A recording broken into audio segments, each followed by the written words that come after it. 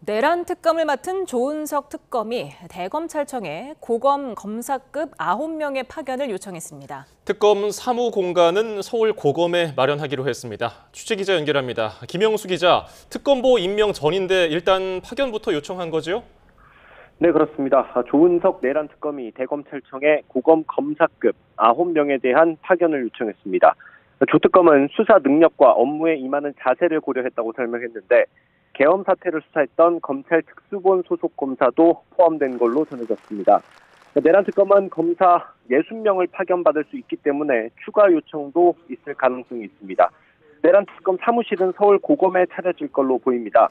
조 특검은 수사 보안과 비용을 고려해 서울 고검에 사무실 제공을 요청했다고 밝혔습니다. 특검법 14조 5항을 근거로 들었는데 특검이 사무실과 통신시설 등 장비 제공을 국가나 공공기관에 요청할 수 있고 요청을 받은 기관은 정당한 사유가 없으면 따라야 한다는 내용입니다. 일부 수사팀은 당장 내일 모여서 본격적인 수사에 앞서 회의를 열 예정인 걸로 파악됐습니다. 네, 김건희 특검은 특검보 추천 절차를 마무리했죠.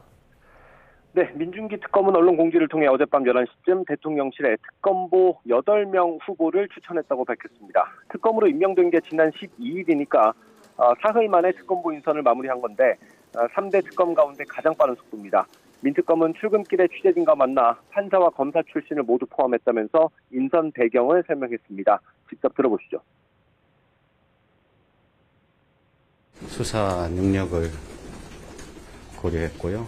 그 다음으로 여러 출신들이 같이 일해야 되기 때문에 서로의 소통과 화합을 고려했습니다. 특검보 추천 명단에는 부장판사 출신 문홍주 변호사도 포함된 걸로 전해졌습니다. 민특검은 이와 함께 대검의 포렌식과 자금 추적, 회계 분석, 통화 내용 분석 등 분야별 수사 인력 파견도 요청한 걸로 알려졌습니다. 예, 최상병 특검도 인선에 속도를 내고 있죠?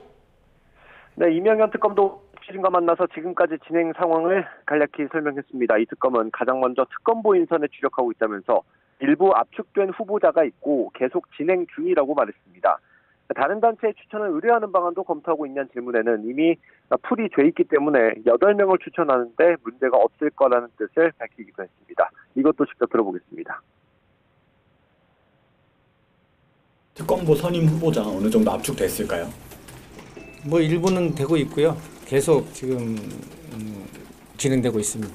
특검보라는 인선이라는 게 본인들이 고사하는 경우도 있고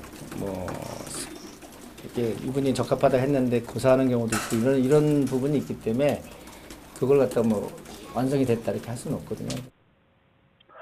앞으로 수사 방향에 대해서는 이른바 VIP 경무설에 대해서만 한정하지 않고 모든 걸 전체적으로 들여다볼 거라고 전했습니다.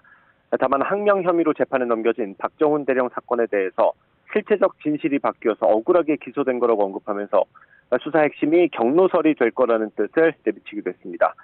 박 대령에 대한 항소 취하 여부에 대한 질문에는 법리 검토가 필요하다고 답했습니다. 지금까지 사회부에서 전해드렸습니다.